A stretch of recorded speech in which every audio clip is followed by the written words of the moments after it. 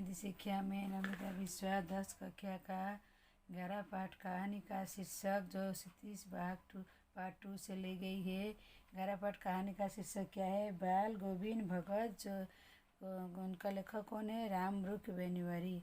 तो रामरुख बेनीवारी ने बाल गोविंद भगत के जो कहानी को लिखे हैं। क्या है?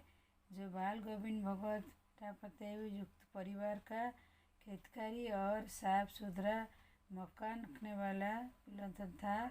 तो कवि जो लेखक रामरुख बेनीवारी ने बाल गोविंद भगत जो उनके बारे में बाल गोविंद भगत कहानी लिखे हैं।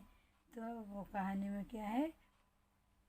बाल गोविंद बेनीवारी ने कहानी में सच्चा उनके सब लिखे है। जो ये कहानी में बाल गोविंद भगत एक बेटा पतों के भुक्त परिवार से आई थी। उन्होंने मकान रहने वाले गृहस्थ के फिर उनका आचरण साधुओं के जैसे था। तो किसी को वस्तु को बिना पूछे प्रयोग नहीं करती थी। कौन? बाल गोविंद बेनीवारी भगत। तो रामरुख बेनीवारी लेखक रामरुख बेनीवारी ने जो बाल गोविंद भगत कहानी को लिखे हैं। हम लोग इसका पाठन करें। तो सबसे पहले हमने इसका लेखक है रामरुख बेनीवारी बेनीपुरी। तो उनका बारे में हम लोग पहले पाठन करते हैं। रामरुख बेनीवारी कब जन्म हुए थे, कहाँ पढ़ाई क्या किए थे, उनका मृत्यु कब हुआ था। रामरुख बेनीवारी का जन्म बिहार के मुजफ्फरपुर जिले में किधर हुआ था? बेनीपुर गांव में 1819 में हुआ। तो माता पिता निम्न बचपन से ही वो जाने कहाँ जीवन में आरंभ वर्ष अभाव कठिनाई में उनके जीवन बढ़ी है। तो 1920 में राष्ट्रीय स्वाधीनता आंदोलन में उन्होंने जुड़ दिए थे। तब उनका देहांत कब हुआ था? 1968 में। जवान 1899 में हुआ बेनीपुर गाँव में और देहांत हुआ 1968 में हुआ था। 15 वर्ष अवस्था में बेनीपुर की रचना में पत्र पत्रिका में छपने लगे। 15 वर्ष में लिखा करके पत्र पत्रिका छपने लगे थे। तो उनके जो पत्र पत्रिका क्या है? तरुण भारत, किसान मित्र, बालक, योगी, जनता, नई बागी, तो गद्य, विद्यार्थी और उन्होंने पूरा साहित्य जो बेनीपुर की रचनावली के खंडों में प्रकाश किए थे। तो उन्होंने रजरी और बिजोरी संपादक थे। उनकी रचना को स्वाधीनता रचना था, मनुष्यता सलीबरी था। तो रामरुख बेनीपुरी ने बहुत साहित्य और कहानी। तो अभी जो बाल गोविंद भगत कहानी लिखे हैं कि क्या है उनमें? उन्होंने रेखा के माध्यम बोले ऐसे विलक्षण चरित्र है। इसमें जो बाल गोविंद भगत में जो मनुष्यत्व है, संस्कृति, साहित्य, चेतना, प्रतीक, उनका चरित्र, साहित्य, मनुष्य, चेतना, प्रकृति, वेशभूषा, बाहर चेष्टा के इसी समाप्ति, संन्यास, आधार जीवन के मानव सरोवर में बाल गोविंद भगत की इसी आधार पर लेखक सन्यासी लगते हैं। समाज की रूढ़ियों में भी प्रकाश करते हैं। इसी रेखा चित्र के एक विशेषता ये है बाल गोविंद भगत माध्यम से ग्रामीण जीवन झांकी देखने की मिलती है। तो ये जो लेखक ने लिखे हैं, लेखक रामरुख बेनीपुरी ने, तो बाल गोविंद भगत इसे क्या है? इसी माध्यम से ग्रामीण जीवन के संजीवनी झांकी देखने को मिलता है उनका कहानी में। तो सबसे पहले हम लोग बाल गोविंद ये रामरुख बेनीपुरी के कहानी बाल गोविंद भगत का 11 पाठ कहानी का शीर्षक जो है, इसको हम लोग सबसे पहले हम लोग पाठन करेंगे। उसके अंदर क्या है पढ़कर हमको पता चलेगा। तो बाल गोविंद भगत मझले कंद के गोरे चिट्टे आदमी थे। कैसे थे वो कैसे थे? गोरे चिट्टे आदमी थे। 60 से ऊपर उनका होंगे। कितना एज होगा उनका? 60 से ऊपर। बाल के गए थे, लंबी दाढ़ी थी, जटाजूट नहीं रखते थे। उनकी लंबी दाढ़ी थी, 60 वर्ष थे, गोरे लंबे थे। किंतु हमेशा उनका चेहरा सफ़ेद बालों के जगमग के सफ़ेद बालों में उनका था। कपड़े बिल्कुल कम कपड़े ज़्यादा नहीं कम पहनते थे। कमरे एक लगड़ी मात्र, सिर पर कमरे से किसी सी गनबटी टोपी उनसे पर था। जब जाड़ा आना एक काली कमले जरूर पर ओढ़े। जब ठंड आता है तो काली कंबल देते। हमेशा चमकता हुआ रामानंदी चंदन और नाक छेर वो कैसे कैसे सब कर रहे थे चित्र अपने सिर पर कर। रामानंदी चंदन और नाक के छोर से ही औरतें तो की तरह शुरू होता है। तो गले में तुलसी की जड़ा में एक पेड़ माला, गले में तुलसी की माला पहनते थे। ऊपर की तस्वीर नहीं माना जाए बाल गोविंद भगत साधु थे। इनका जो बारे में लिखी गई है वो साधु जैसे थे। तो एक अच्छा साफ सुथरा मकान भी था उनका बाल गोविंद भक्त का, किंतु खेती बाड़ी करने परिवार नहीं थी। बाल गोविंद भक्त साधु थे। साधु के सब परिभाषाओं करे उतरने वाले थे। कबीर ने साहेब मानते थे, उन्हीं गीतों में गाते। कबीर साहब जो गाना वही गाते थे। साधु से चलते थे। कभी झूठ नहीं बोलने का खराब व्यवहार रखते थे। किसी को भी दुखपात करने की सच्चों नहीं करते। किसी को कामों को झगड़ा झूठ नहीं करते थे, झगड़ा नहीं करते थे, अच्छे से रहते थे। तो किसी खानबान झगड़ा बोलने करते थे, किसी की चिंता नहीं होते, बिना कुछ व्यवहार में रहते नियम को। कभी कभी इनके बारी की तक जाते थे तो लोग कुतूहल होता था। कभी तो दूसरे खेत में सोच के लिए नहीं, दूसरे खेत में कभी सोच बोलने नहीं जा करते थे। तो गृहस्थ थे, लेकिन उनकी सब चीज़ साहब की थी। जो कुछ खेत में पैदा होता था सिर पर लावर पहले 7-10 पर आते थे। उनके घर के चारे कुछ दूर पर था एक कबरी मन था, मतलब दबात में मेट रूप पर लिया जाकर प्रसाद रूप जो हुए उन्हें मिलता उसी पर जाते थे, उसी पर गुजरते थे। तो इन सब के ऊपर में तो शुद्ध उनकी मथुगान पर जो सदा सर्वदा सुनने की मिलते। कब नीचे शब्द के उनके कान निकल कर सवेरे उठते। आषाढ़ रिमझिम प्रमुख गाँव खेतों पर उत्तर पड़ता। आषाढ़ में रिमझिम और होता था, समझ में गाँव खेतों में उत्तर पड़ता था। कहीं हल चल रहे थे तो कहीं होता था। आषाढ़ में बारिश होता है तो बोलते खेतों में पानी हो जाता है, तो कहीं हल चलते तो कहीं रोकनी रहते थे। धान कनी भरे खेतों में बच्चे उछल तो धान हो जाता था। बच्चे जितने उधर चढ़ में उछलते। औरतें कलवा लेकर मेड़ पर छवि में दिखाते हैं कैसे गांव का दूसरे जो हिंदी वर्णन किए पर बैठते थे। आसमान बादल गिरा, धूप का नाम नहीं। जो आषाढ़ में बारिश होता है तो धूप का नाम नहीं।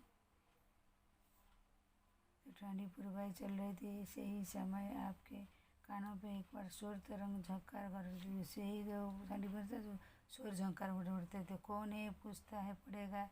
बाल गोविंद भगत सम का शरीर कीचड़ हो जाते थे। अपने खेत में रोपनी कर रहे हैं, उनकी उंगली में एक एक धान से पौधे हैं। देखो खेती में जो करते हैं उनके हाथ में धान का पेड़ जो है तो छोटा छोटा, वो हाथ सभी के हाथ में एक एक होते हैं। अपने खेत में रोपनी करते थे। उनकी उंगली में एक एक धान के पौधे होते। भक्ति थी खेत में रही थी उनका बट एक एक शब्द में कहने का जुड़ाकर बचा रखते थे। तो स्वर्गीय और रोज मजा रहता था। और कुछ ही स्फूर्ति मिट्टी पर खड़े लोगों के कानों पर। बच्चे खेलते हुए झूम उठते थे। मेड़ पर खड़ी औरत के ओठ पर काँप उठते थे। गुनगुना लगती थी। हलवा पैर ताल उतर लगते थे। करने वाला अमूलाय का जो कमर चलते लगती। और बाल गोविंद भगत ने संगीत किया। वो संगीत तभी गाते थे। तो भाषा की वजह अंधेरी अंधेरिया। अभी थोड़ी सी देर पहले मूसलाधार वर्षा खत्म हो गई थी। तो बादल में सरस बिजली तड़क कुछ नहीं सुनाई देती, किंतु दिल्ली में झुका बदलू की बाल गोविंद भरत संगीत सुनाई देती थी। गुरु भी नहीं सकती थी। इसकी खबरी डिमक कब होती थी रहती थी। गोद में प्याएगा चमक उठा सुखिया चिमकी को उठते जाता वो संगीत गाते थे। तो वो अकेले ही चमक उठती चिमकी उठती थी। उसी घोटलों में चढ़े की ऊँची थे। उनका गाना अंधेरे अक्षरों का उठते चाले जिंदगी की तरह किसी चौंका देते थे। लोग सभी बैठे बाल गोविंद जैसे गाना गाते थे। देखो सब चौंक उठते थे, नाच उठते बोलते हैं। उसे अब सारा संसार निस्तारता सोया। बाल गोविंद भगत का संगीत जाग रहा है। सब लोग जब रात सो जाते हैं तभी सारा संसार सोया तो उनका बाल गोविंद संगीत जाग रहे हैं। तो तेरी गठरी लगा छोर मुसाफिरी जाग करे कति आया नहीं कि बाल गोविंद भरत के प्रभाव से शुरू हुई फागुन तक वो चला रही थी। इन दिनों के सवेरे ही रखा था वो उसके सामने जमीन पर। आसमान जमान गए रहे थे। वही पुराना सूर्य नहीं पूरा नहीं चलने का भर पता था। तो बाल गोविंद ने वही पुरानी उड़ता था फतेह की, जिसे गांव के छिपा करना पड़ता था। खुश रहे थे, किंतु बाल गोविंद भगत गाए जा रहे थे। वो अपने गाना को बंद नहीं करते थे। गाते गाते कभी कभी फतेह नज़दीक जाते थे। उसे रोने के बदले उत्सव मनाते थे लोग। आत्मा प्रार्थना पास लथनी रही थी। विनय की अपने प्रेमी जा मिली। भला इनमें बढ़कर आनंद क्या है।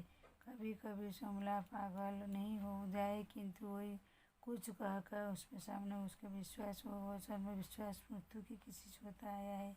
बेटे के क्रियाक्रम मुँह नहीं किया, पहले वो आग दिलाई उसकी, किंतु जो गई श्रद्धा अवधि पूरी पते की बुलाकर उनके साथ दिया गए आदेश हुए, उनकी दूसरी शादी कर देना पड़ा। तो नौकर कहते चली जाऊंगी, बुढ़ा होकर कौन आपके लिए भोजना पड़ी पर बीमार कौन करेगा। तो पैर पड़ता हूँ, अपने विचारों पर नहीं कीजिए। लेकिन भगत निर्णय अटल था, तू जा, नहीं तो मैं इस घर का छोड़कर चला जाऊंगा, चल दूंगा। ये तो आखिरी चलती चंचरा कलची थी। उन्होंने बोला नहीं जा तुम्हें, तो मैं छोड़ कर चला जाऊंगा।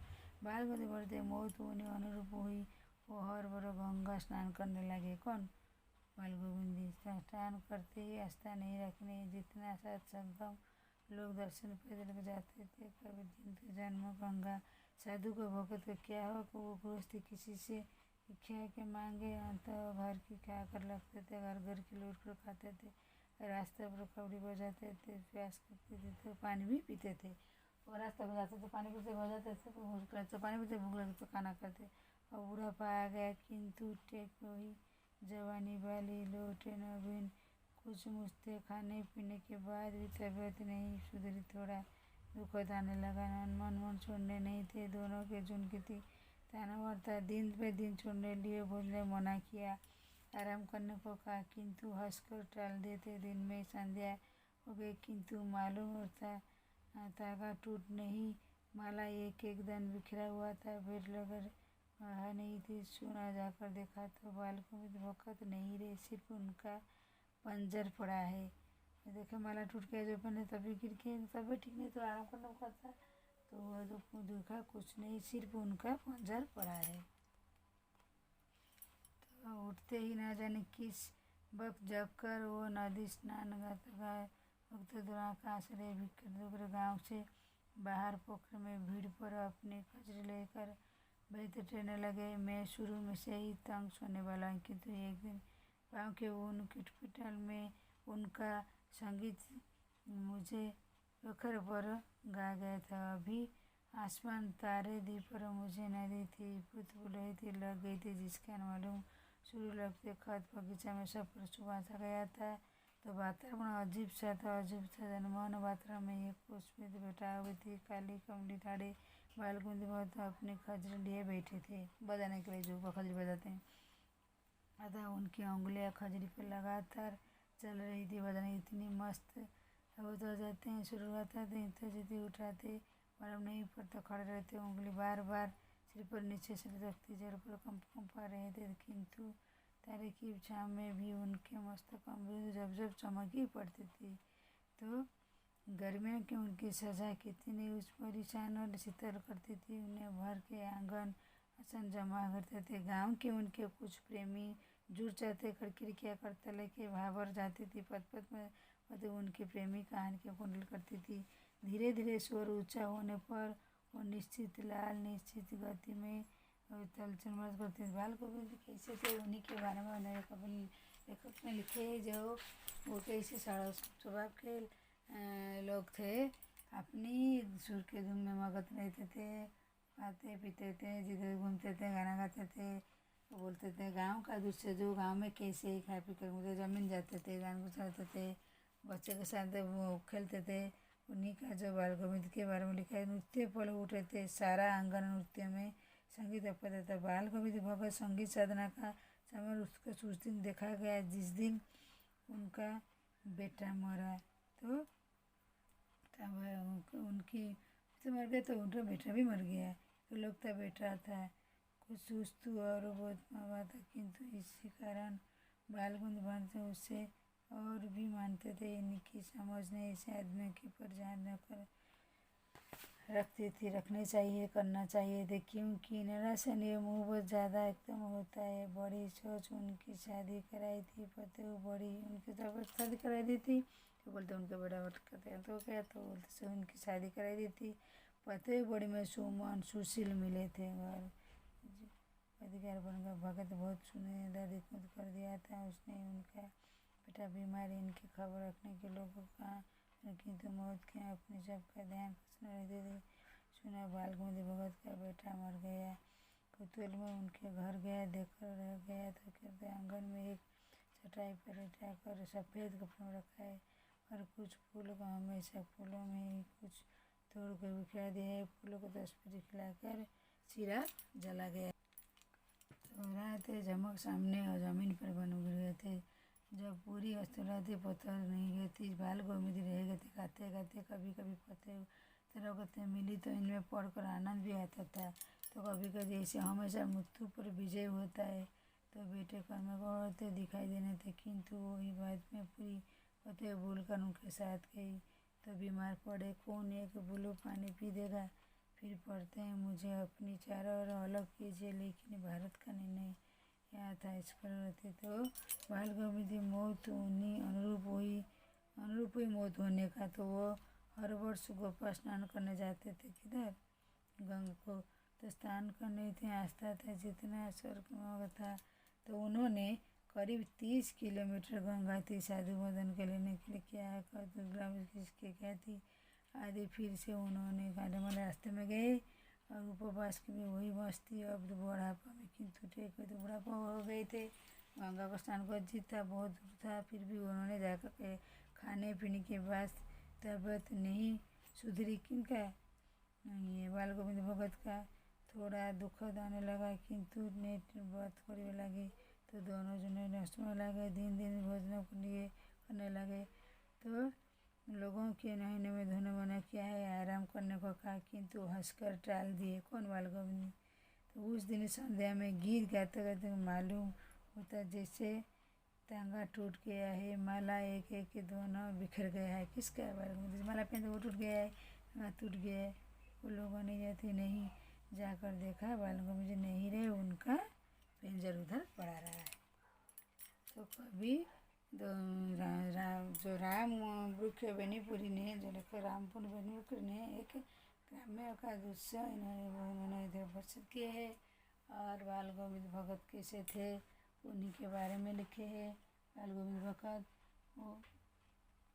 गोविंद भगत कैसे जी भगत की पुत्र वधु उन्हें इसीलिए अकेला नहीं छोड़ना चाहते थे, क्योंकि भगत के इचल के पुत्र उसके पति की मृत्यु के बाद भगत के अकेले वो अपने पुत्र को मृत्यु हो गई, उनका अकेले पड़ गए थे। स्वयं भगत वृद्धावस्था में शर्म के पालने करने वाले थे। अपनी स्वास्थ्य का तनिक उनका चिंता नहीं था, फिर भी वो चिंता नहीं था। वृद्धावस्था में भी अकेले पड़े भगत रोटियां बनाकर भी वो खाते थे और चाहते थे उनकी सेवा करने का अपना जीवन बीतने चाहते थे। भगत ने बेटे मृत्यु पर तरह है शोक ज़्यादा हो गए, कवि के पट गाते थे। मृत्यु की आत्मा का परमात्मा मिले मानकर इन्हें दुखी होने के बजाय खुश होने चाहिए मानते थे। अपनी पुत्र वधु को भी आनंदोत्सव मनाने के लिए वो कहते थे। देखो वो कवि वो लेखक ने रामरो को बेनीकरी ने भगत बारे में बहुत अच्छी तरह लिखे। अभी इसका पाठन हो गया, अब इसका प्रश्नोत्तर हम लोग का अभ्यास करें। तो पहला प्रश्न क्या? खेतीकारी से जुड़े गृहस्थ बाल गोविंद भगत अपनी किन किन चरित्रों की विशेषता? तो साफ सुथरा मकान रखने वाले गृहस्थ, फिर उनका आचरण साधु जैसा था, सदैव था, झूठ नहीं बोलते थे, वस्तु बिना पूछे प्रयोग नहीं करते थे, कामकाज किसी को झगड़ा नहीं करते थे, अच्छा आदमी थे। तो वहाँ से जो कुछ प्रसाद रूप में मिलता था वो परिवार का निर्वाह करते थे। फिर अपनी आवाज़ में कभी बैठकर चढ़ावा करते थे। तो दूसरे प्रश्न क्या है? भारत के पुत्र वधु उन्हें अकेला क्यों नहीं छोड़ना चाहता था? क्योंकि उनका पुत्र का मृत्यु हो गया था। वो अकेले पड़ गए थे। भगत अकेले स्वयं भारत के ब्रह्मस्था जन्म धर्म पालन करते थे। उन्होंने अपने स्वास्थ्य की तनिक चिंता नहीं करते थे। भगत रोटियां बनाकर खुद भी खाते थे। 3 प्रश्न किया। भगत में अपने बेटे का मतलब अपनी भावना कैसी थी? वो बेटे का अपने सामने बैठकर मस्ती देवता कवि ने पद गाते बैठा कर पद गाते थे। मृत्यु को आत्मा परात्मा मिलन मानकर उन्हें दुखी होने के लिए। तो तृतीय क्वेश्चन जो है, अपने बेटे की मृत्यु में अपनी भावना कैसी थी? वो मृत्यु बेटे के सामने बैठकर मस्ती तल्लीनता कबीर पद गाते थे। मृत्यु को आत्मा परात्मा मिल मानकर कहते थे कि उनके बजाय उस मनाओ अपने पुत्र वधु को भी आनंद से मनाने के लिए वो कहते थे। तो अभी 4 प्रश्न क्या है? भगत के व्यक्तित्व और उनकी वेशभूषा को अपने शब्द में प्रस्तुत कीजिए। वो भारत के 60 वर्ष थे, अधिक उम्र वाले, गोरे चट्टे लंबा थे, उनका दाढ़ी सफ़ेद चुके थे, उनका चेहरा बालों से समझाता था। कपड़ों की कम पहनते थे और सिर पर कनपटी टोपी धारण करते थे। बाल गोविंद थी, गले में तुलसी माला, उनके माथे पर रामचंद्र टीका शोभित होता है। सर्दियों में कंबल और रखते थे। और 5 प्रश्न क्या है? बाल गोविंद भगवत की दिनचर्या लोगों का आश्चर्य कारण क्या है?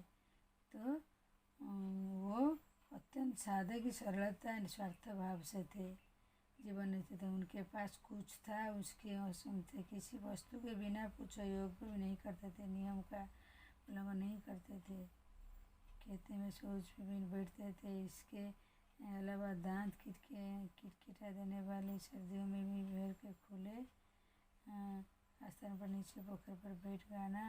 उसने पहले 2 कोर्स जाकर नदी स्नान करने जैसे कार्य लोगों के आश्चर्य का कारण देता था। 6 प्रश्न के पाठ के आधार पर बाल गोविंद भारत के मधुर गान को लिखिए। तो क्या है? उनके मुंह से निकल कर संजीव हो उठते, उनके गीत सुनकर बच्चे झूम उठते थे, स्त्रियों के भी और गुनगुना लगते और काम करने वाला के कदम भी आगे बढ़ता था। इसके अलावा बाद में अंधरात्रि में भी उनका गाना सुनकर उसी तरह चौंक उठते थे, जैसे अंधेरा में रात में बिजली चमक उठता है, चौंक उठते थे सभी लोग को। 7 प्रश्न क्या है? 7 प्रश्न क्या है? कुछ सामरिक प्रसंग आधार पर दिखाई देता है कि बाल गोविंद भारत प्रचलित सामाजिक मान्यता के नहीं मानते। पाठ के आधार पर उन प्रसंग उल्लेख कीजिए। तो बाल गोविंद भारत प्रचलित सामाजिक मान्यता मानते नहीं, वह पाठ में निर्मुक्त मानव के प्रसंग के क्या है? भगत के उपने उल्लेख पुत्र के निधन पर शोक। उन्होंने पुत्र केशव को स्वयं मुखाग्नि देकर अपनी पुत्र वधु का मुखाग्नि जल डाली। उन्होंने विधवा विवाह समर्थन कठिन उठाई, दोबारा विवाह करने को उन्होंने भाई और कहा उसके साथ जाकर दोबारा विवाह करने का देना। साधु को सब लेने के गृहस्थ शिक्षा मांगने को विरोध करते हुए 30 कोस दूर चला। तो 8 प्रश्न क्या है? ध्यान की रसोई समय सामूहिक नहल के भारत की स्वर रोटियाँ की संस्कृत रहते उसको शब्द में कीजिए। तो आषाढ़ महीने के रिमझिम के बीच सारा गांव खेत में था। पूर्वाई की ओर आसमान बादल से आच्छादित था, कहीं हल चल रहा था तो रोपनी रही थी, पानी भरे खेत था, औरत कलवा लिए भेड़ पर बैठे थे। इस समय भगवत कंठ फूट उठता था, गाना गाता था, गुंज आसमान पे झूमने लगते, सुनकर बच्चे झूमने लगते थे, औरत कंठ में गुनगुनाने लगते थे, लय ताल पर तथा कदम और लगाते थे। तो 9 प्रश्न की रचना की अभिलाषा। 9 प्रश्न पाठ के आधार पर बनाए गए बाल गोविंद के पर सदा फलो उनका पेन में कबीरा पढ़ते को जैसा, उनका गले में तुलसी माला, अपने खेत की सारा उपज कबीर के उठा देते। तो कबीर के समान खरा खरा व्यवहार, दूसरों की वस्तु समझाते थे। उन्होंने कबीर के पदों का गायन करते दिन बिताते थे। उन्होंने आत्मा परात्मा अंक मानकर मृत्यु के दोनों मिलन का शुभ अवसर बताया। 10 प्रश्न अपनी दृष्टि के भारत की कबीर पर अगाध श्रद्धा करो। तो कबीर की धार परिवार के साथ रहने में साधुओं के जैसा जीवन बिताते। कबीर क्या है? बाबा नम्र के रहते, सामाजिक कुर्तियाँ के पर प्रहार करते थे, कबीरदास का सदा जीवन विभाग भगत पसंद करते, भारत के कबीर का खरा खरा व्यवहार करना पसंद होता। तो 11 प्रश्न क्या है, गांव का सामाजिक संस्कृति परिचय असर चलाते हुए लोग क्या करते थे। भारत में गोद का देश, यहाँ 80% से जीवन निर्वाह करते थे। भारत के कृषि पर आधारित मशरूम के शुरुआत वर्षा पहले महीने में रखते थे, बादलों के वर्षा थे अपने कृषि पर शुरुआत करते थे। खेतों में जुलाई फरवरी धान देते शुरू कर देते थे। इन महीने गर्मी की वतन राह मिलती थी। यही महिमा ग्रामीण बच्चों के लिए पढ़ा आनंदित होता था। पानी भरे खेतों की भी कीचड़ में सुनना बहुत रुचिकर लगता था। तो 12 प्रश्न क्या है, ऊपर तस्वीर नहीं माना जाइए, बाल भगत के साधु थे। क्या साधु पहचानना आधार पर जानी चाहिए, किन आधार पर जाने अधिक बोलिए। तो जटाजूट उनके साधु होते, बाल लेते थे, आवश्यक नहीं होते, गहरे वस्त्र पहनते व्यक्ति साधु जैसे कलकुंज धोलिया, इसीलिए पहनावा साधु नहीं माना सकता है, अपना दस्त माना जाता है। तो भाषा और क्या है, ये वास्तव में साधु पहचान उनके पहनावे आधार पर मालूम पड़ता है। तो आईवरी में जीवन साधुगार सत्य बनना, पदोच्चार करना, विचारे साधु भी एक विचारे उचित देखकर किसी भी व्यक्ति साधु को श्रेणी माना जाता है। 13 प्रश्न क्या है, मोह और प्रेम अंतर होता है, भगवत जीवन आधार इसका कहता है। लोग अपने प्रियजनों पर मृत्यु रोते हैं, वो रोने को मना करते हैं। भारत अपने बुढ़ापे अकेला होने पर भी बहू की उसके भाई साथ भेज देता है। अपने बुढ़ापा वो नहीं दिखता, परंतु बहू का प्रेम करते हुए उसके भाई के वैसे उसका पुनर्विवाह करने को आदेश दे देते हैं। कौन, भगवत। तो अन्य पाठ का क्या है, तो लेखक बाल गोविंद भगत को गृहस्थ साधु क्यों महात्मा कहलाते, क्योंकि और उनके पास खेती बाड़ी और साफ सुथरा मकान था। इसके बाद भी बाल गोविंद भगत साधुओं की तरह रहते थे, साधु सारी व्यवस्था करते थे, इसीलिए उनको भागवती व्यक्ति मनाता था।